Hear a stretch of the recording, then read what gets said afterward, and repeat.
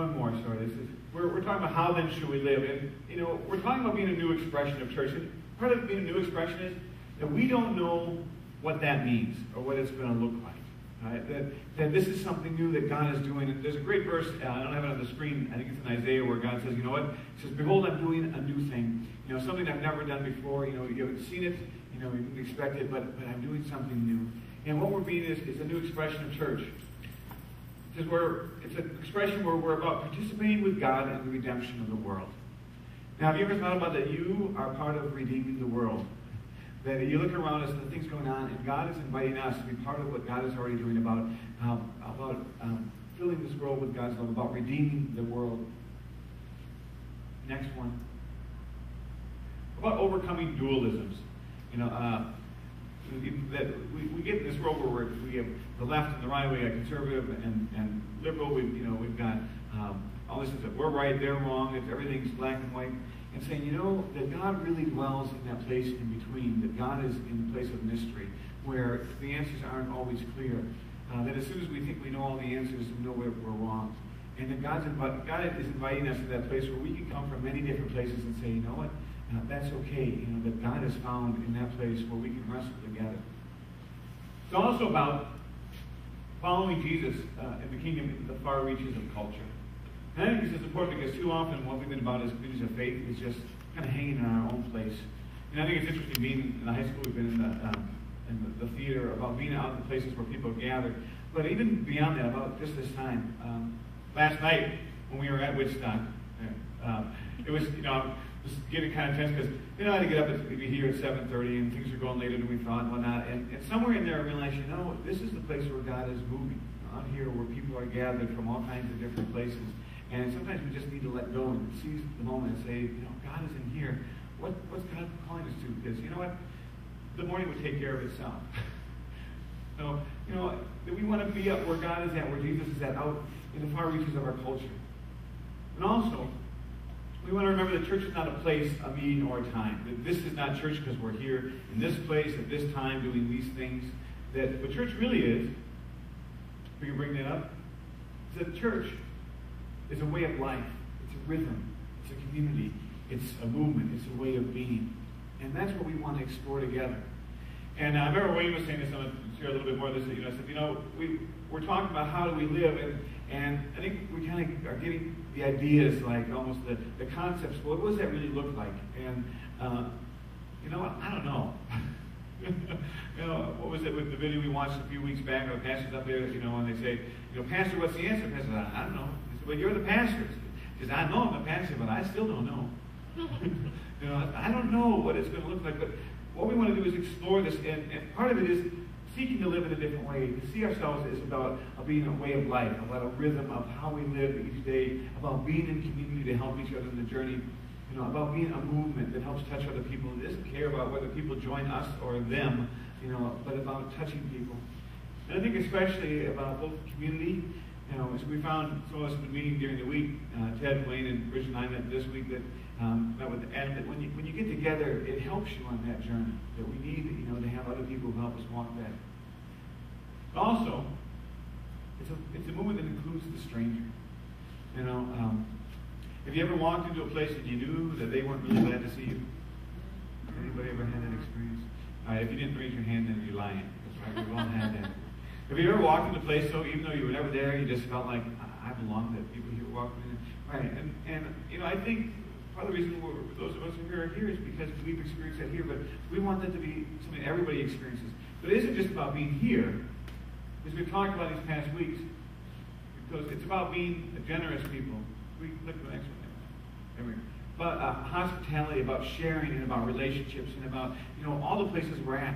When you're in line at the grocery store or wherever you are, when you're at work and things are kind of hectic, or you're up jamming and the night away, to say, here in this place, God is at work, and are we looking for that? It's also about the fact that there are no spectators. Outcasts and sinners all participate. Wherever we're coming from, wherever we've been told we are, God has invited us to be part of this. And I love the story where Jesus calls Matthew to follow him, and everybody's like, he's a tax collector, you're hanging out with him in his house, and Jesus says, Like, I didn't come to call those who were healthy, but those who were sick. He said, I came for those who were outcasts. That if you felt like you don't belong, Jesus said, there's a place here for you. Next. It's also, if we're not spectators, that we're about leading, and it's leading without control. The job isn't to make all of you do what you're supposed to do. I remember one pastor time he had gone to this training on leadership, and he had brought one of his folks. It was a young woman, and the next time I saw him, he was really ticked. I'm like, what's wrong? He said, well, she won't listen to me anymore. It's like, she went to that thing, and now she started to speak for herself. I'm like, oh, wow, sounds kind of rough. That's the way it's supposed to work. We want to be a place where everybody can have ways with it. We're not trying to control people, but letting God's Spirit move, and each of us has gifts to offer. And it's a place where we can reconnect with our true selves. Do you ever feel like you're going through the day and you're like, this is not who I really am? And I think Thomas Merton has this great line. He says, I'm becoming who I really am.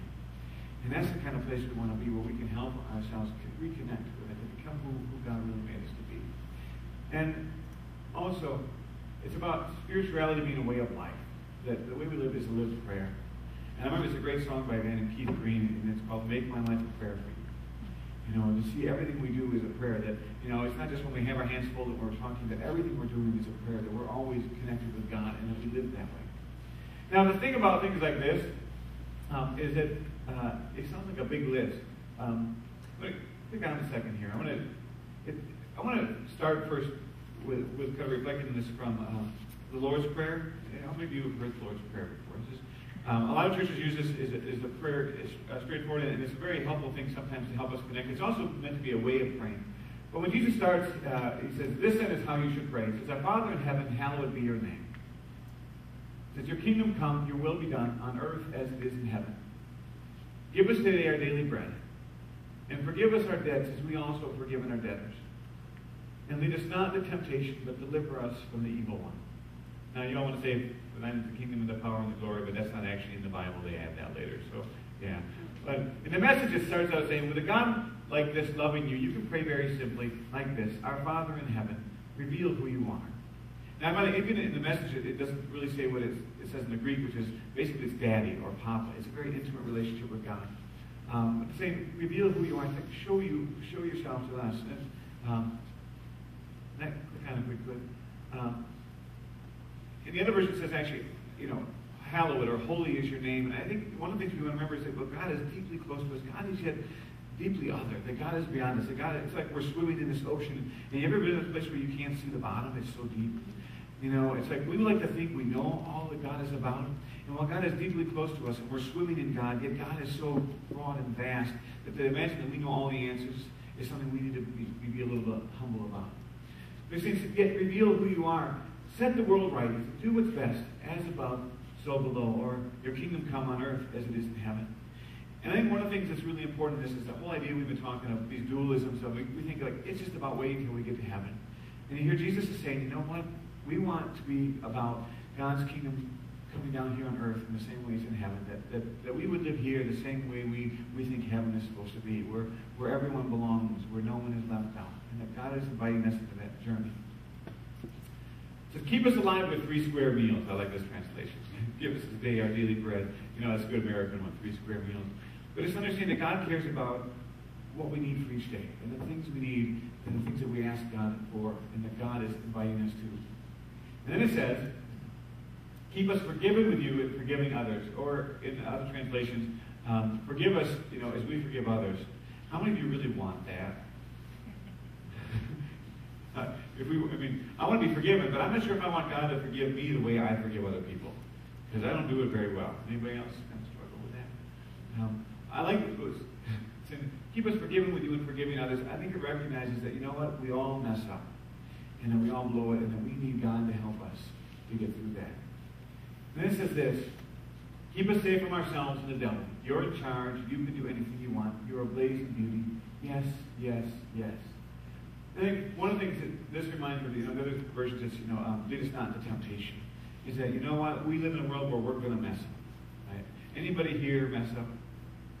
Oh, good. So we keep our arms going, right? We're cold, we don't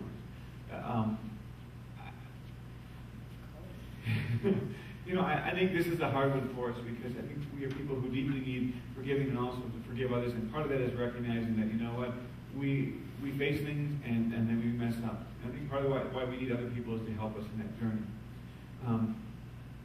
I was, this past week, actually, after being at Borden's funeral, Bill's father's funeral, I was stopped at the pet store to pick up some stuff.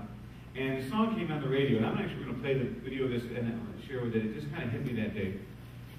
We could click on this.